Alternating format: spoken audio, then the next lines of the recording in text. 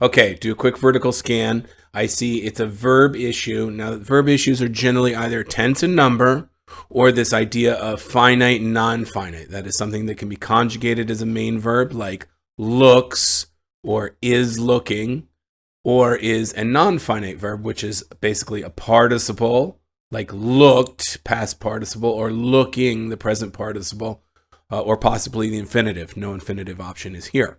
So clearly we have that finite versus non-finite option here as I do a vertical scan, which tells me how I need to start to be thinking about this.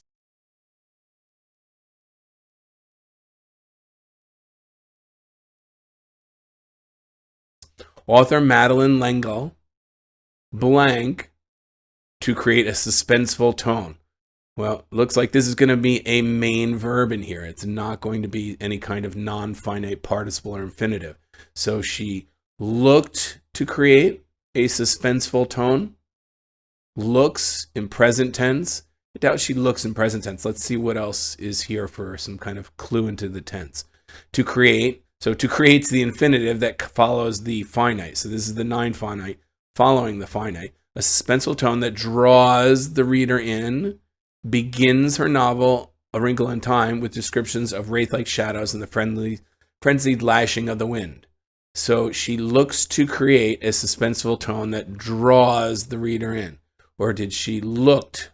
She looked to create a suspenseful tone that then we would have to say drew the reader in. So that's not right. It's not going to be the past tense. It's going to be looks, present tense, finite. This is the main conjugated verb. Could she be Madeleine L'Engle is looking to create a suspenseful tone that draws the reader in, begins her novel, is looking to create a suspenseful tone that draws the reader in. No, she looks to create a suspenseful tone that draws the reader in, begins her novel, A Wrinkle in Time. No, actually, I take this all back. That's entirely wrong analysis. Let's kind of erase everything. What is really going on here? Notice I have a comma, begins her novel. So the author, comma, and then comma, begins her novel, A Wrinkle in Time. So I can take this parenthetically and pull it out. Madeleine L'Engle begins her novel, A Wrinkle in Time, with descriptions of wraith-like shadows. This is our independent clause. So in the middle here, I'm going to have a dependent clause that I could pull out. So that means I'm going to actually be looking at a non-finite verb, not a finite verb. Okay, so I won't want a main conjugation like looks or is looking. So let's take a look. Author Madeleine L'Engle, looking to create a suspenseful tone that draws the reader in, begins her novel. That looks like it's right. Now, the past participle is another option. Let's just check it. I don't think it's going to be right. Looked to create a suspenseful tone that draws the reader in. No, she looked past tense again. It would then be drew rather than draws. So the past participle is not correct.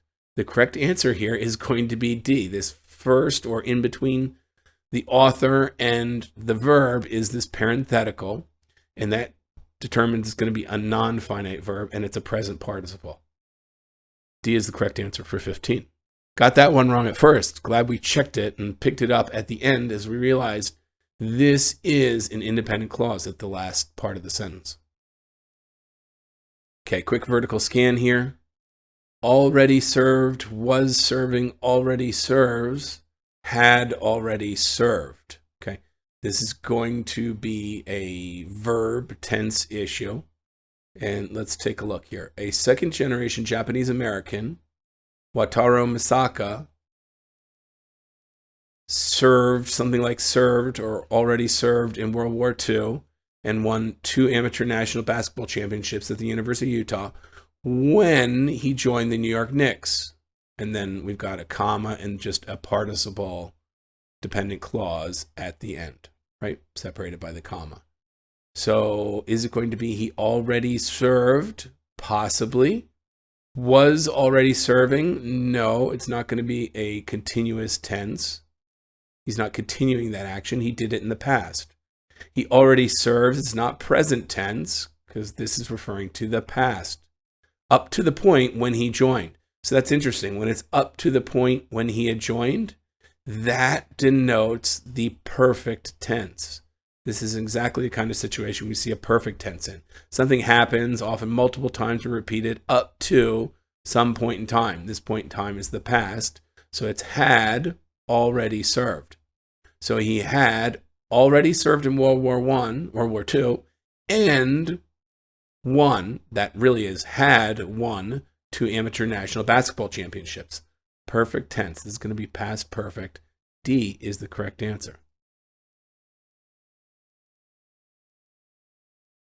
Bengali author Toro Dutz, A Sheaf Gleaned in French Fields, a volume of French translations of French poems. So this dependent clause is just extra information. We can pull it out.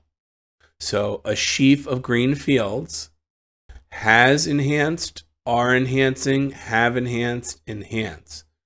So which will it be? Is it going to be a progressive, like are enhancing, has enhanced, a perfect tense, have enhanced, plural, perfect, or just enhance, a simple tense?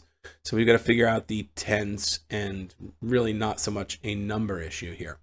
So this book has enhanced scholars' understanding of the transnational and multilingual context in which Dutt lived and worked. They're not currently enhancing on a continuous progressive basis. They have not enhanced. So a sheaf of glean, it would be has. Have is plural. They have. Can't be. It would be this book has. So C is wrong.